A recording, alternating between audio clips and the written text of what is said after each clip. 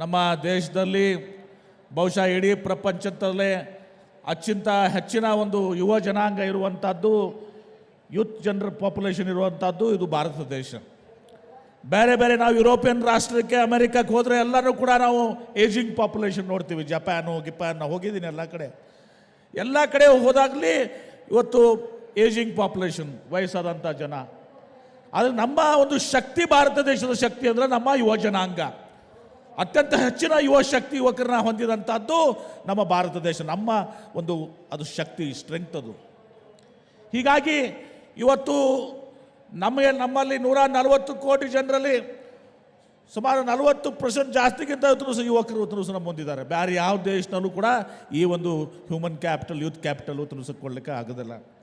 ಹೀಗಾಗಿ ಇವತ್ತು ನಾವು ನಮ್ಮ ಭಾರತ ದೇಶದಲ್ಲಿ, ಅದರಲ್ಲಿ ವಿಶೇಷವಾಗಿ ಕರ್ನಾಟಕ ರಾಜ್ಯ, ಇವತ್ತು ಒಂದು ಕಾಲದಲ್ಲಿ ಆ ಕಡೆ ಹಳೆ ಮೈಸೂರಲ್ಲಿ ಮೈಸೂರಿನ ಮಹಾರಾಜರು ಶಿಕ್ಷಣ ಸಂಸ್ಥೆಗಳನ್ನ, ಉದ್ಯಮಗಳನ್ನ ತರುವ ಮೂಲಕ ಇವತ್ತು ಕರ್ನಾಟಕ ರಾಜ್ಯಕ್ಕೆ ಹಳೆ ಮೈಸೂರು ಭಾಗದಲ್ಲಿ ದಕ್ಷಿಣ ಕರ್ನಾಟಕಕ್ಕೆ ಶಕ್ತಿಯನ್ನು ಕೊಟ್ಟರು. ಇವತ್ತು ಈ ಭಾಗ ವಿಶೇಷವಾಗಿ ಕಿತ್ತೂರು ಕರ್ನಾಟಕ ಮತ್ತು ಭಾಗಶಃ ಹೈದರಾಬಾದ್ ಕರ್ನಾಟಕದಲ್ಲಿ ಇವತ್ತು 30 ವರ್ಷ ಹಿಂದೆ ನೀವು ಹೋದರೆ ಇಡೀ ಭಾರತ ದೇಶದ ಮಕ್ಕಳು ಶಿಕ್ಷಣ ಸಲುವಾಗಿ ಇವತ್ತು ಕರ್ನಾಟಕ ರಾಜ್ಯಕ್ಕೆ ಬರ್ತಾಯಿದ್ರು.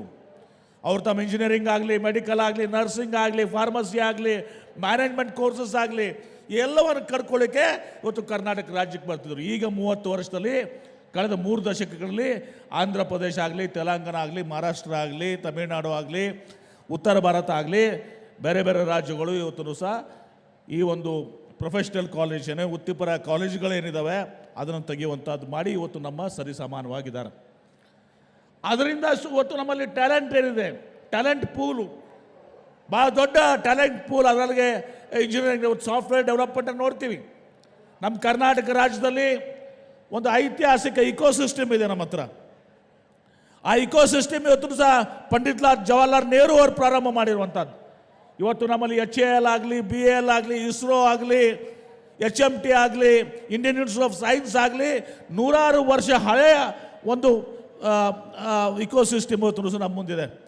ಅವುಗಳ ಮುಖಾಂತರ ಇವತ್ತು ಪ್ರಾಥಮಿಕ ಹಂತದ ಸ್ವಾತಂತ್ರ್ಯ ಪೂರ್ವದಲ್ಲಿ ಒಂದು ಇಕೋಸಿಸ್ಟಮ್ ನಮ್ಮ ಹತ್ರ ಇದೆ. ತದನಂತರ ಈ ಇಂಜಿನಿಯರಿಂಗ್ ಕಾಲೇಜಸ್ ಎಲ್ಲ ಆಗೋದ್ರಿಂದ ನಮ್ಮದೇ ಆದಂಥ ಟ್ಯಾಲೆಂಟ್ ಪೂಲ್ ಕ್ರಿಯೇಟ್ ಆಗಿ ಇವತ್ತು ನಮ್ಮ IT ಕಂಪನೀಸ್, ಇನ್ಫೋಸಿಸ್ ಆಗಲಿ, ವಿಪ್ರೋ ಆಗಲಿ ಇವತ್ತು ಎಲ್ಲವೂ ಕೂಡ ಜನ್ಮ ತಾಳಿದ್ವು. ಹೀಗಾಗಿ ನಾವು ಮುಂಚೂಣಿಯಲ್ಲಿದ್ದೀವಿ. ಇವತ್ತು ಸಹ ಸರ್ವಿಸ್ ಸೆಕ್ಟರ್ನಲ್ಲಿ, IT-ಯಲ್ಲಿ, BT-ಯಲ್ಲಿ ಇವತ್ತು ಮುಂದಿದ್ದೀವಿ. ಬರೀ IT, BT ಅಷ್ಟೇ ಅಲ್ಲ, ಇವತ್ತು ಸಹ ಮಷೀನ್ ಟೂಲ್ಸ್ನಲ್ಲಿ ನಾವು ನಂಬರ್ 1 ಇದ್ದೀವಿ. ಈಗ ನಾವು ಏರೋಸ್ಪೇಸ್ ಆ್ಯಂಡ್ ಡಿಫೆನ್ಸ್ ಬಗ್ಗೆ ಮಾತನಾಡ್ತೀವಿ. ಏರೋಸ್ಪೇಸ್ ಆ್ಯಂಡ್ ಡಿಫೆನ್ಸ್ನಲ್ಲಿ ಇವತ್ತು ಸಹ ನಮ್ಮ ಇಡೀ ಭಾರತ ದೇಶಕ್ಕೆ 65%, 65% of the contribution in aerospace and defence comes from Karnataka. ಜಾಗತಿಕವಾಗಿ ನಾವು 3ನೇ ಲಾರ್ಜೆಸ್ಟ್ ಇಕೋಸಿಸ್ಟಮ್ ಆಗಿ ಪರಿಸರ ಆಗಿ. ಹೀಗೆ ಕರ್ನಾಟಕ ರಾಜ್ಯದಲ್ಲಿ ಭಾಳ ದೊಡ್ಡ ಶಕ್ತಿ ಹೊಂದಿಸಿದೆ. ನಮ್ಮನೆ ಬರೀ ನಾವು IT ಕ್ಯಾಪಿಟಲ್ ಅಲ್ಲ, ನಾವು ಸ್ಟಾರ್ಟಪ್ ಕ್ಯಾಪಿಟಲ್ ಕೂಡ ಆಗಿದ್ದೀವಿ. ಸ್ಟಾರ್ಟಪ್ನಲ್ಲಿ ಇವತ್ತು ಸಹ ಆರ್ಟಿಫಿಷಿಯಲ್ ಇಂಟೆಲಿಜೆಂಟ್ ಕಂಪನೀಸ್ನ ತಗೊಳ್ಳಿ ನೀವು. ಆರ್ಟಿಫಿಷಿಯಲ್ನಲ್ಲಿ 50% of the startups are from Karnataka. ಇದು ನಮ್ಮ ಕರ್ನಾಟಕ ರಾಜ್ಯದ ಶಕ್ತಿ ಇವತ್ತಿನ ದಿವಸ.